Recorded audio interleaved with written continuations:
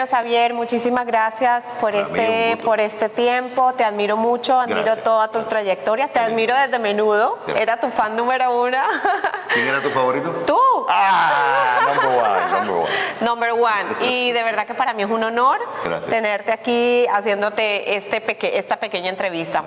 Xavier, cuéntale a nuestra audiencia, a aquellos inversionistas extranjeros que realmente son mis clientes, ¿qué tú crees de lo que está pasando en el mercado de Miami en cuestión de bienes raíces?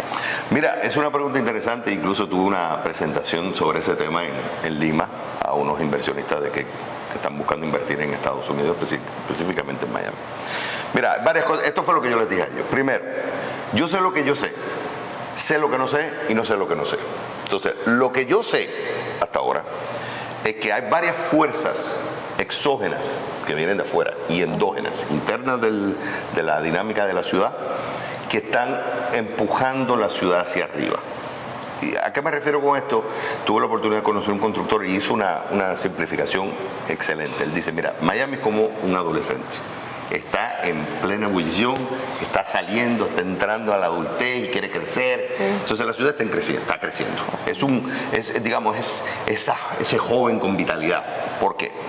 Uno, viene plata de América Latina, porque hay un miedo de que América Latina se está pintando de rojo. Entonces están buscando estabilidad económica. Dos, tienes el tema del dólar, sigue siendo la moneda por excelencia.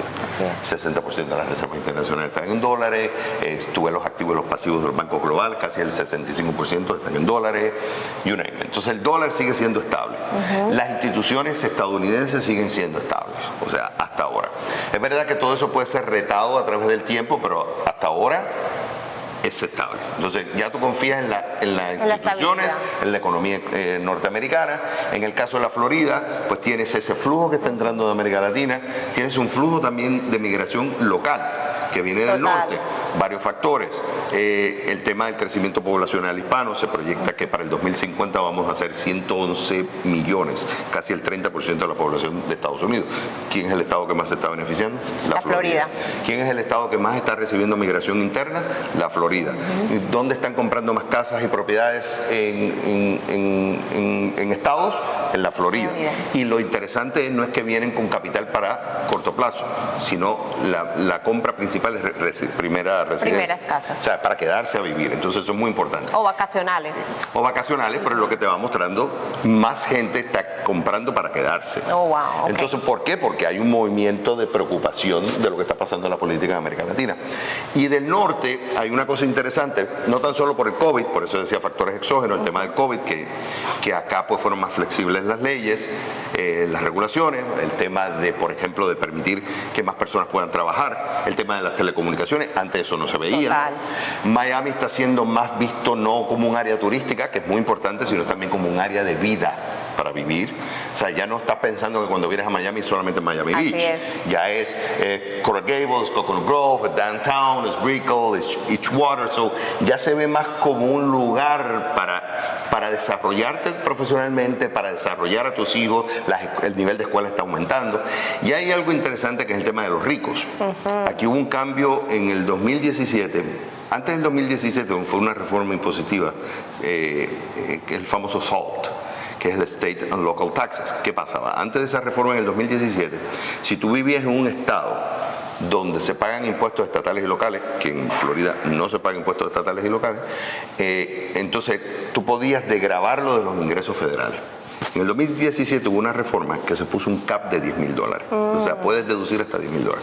Los ricos dijeron, no, para esto no, me voy a buscar un estado donde no pago impuestos. Y ahí es donde viene Florida, que es uno de los 9 estados en la nación que no se pagan impuestos estatales. Entonces hay muchos factores que llevan a este crecimiento que estás viendo en la construcción. Ahora, hay preocupaciones de que haya una burbuja. Hasta ahora lo que he visto, no se puede comparar con el 2008, hasta ahora. Total. Que los números no son los mismos, los bancos están más sólidos, los préstamos, no estás viendo préstamos como antes que se prestaban hasta para pagar los gastos de cierre. Exacto, eso no se está viendo ahora. Pero los controles son mucho menores, hay más equity en las propiedades. Sí hay unas preocupaciones con el tema del costo del financiamiento, hay unas preocupaciones con los niveles, cómo están los bancos, todas esas preocupaciones existen. Hay una preocupación, tú lo sabes muy bien, en lo que viene siendo commercial real estate. Pero lo que explica a nivel macro, lo que explica lo que está pasando en Miami son esos factores que llevan a una ciudad que está en crecimiento. Es la adolescente que está con fuerza, con energía, y es la niña linda de muchos en Estados Unidos. Y cuéntanos, mucha gente se preocupa por el tema de los intereses. Estamos acostumbrados venimos de una pandemia donde los intereses llegaron hasta el 2.9%. Yeah. Ahorita se ha normalizado.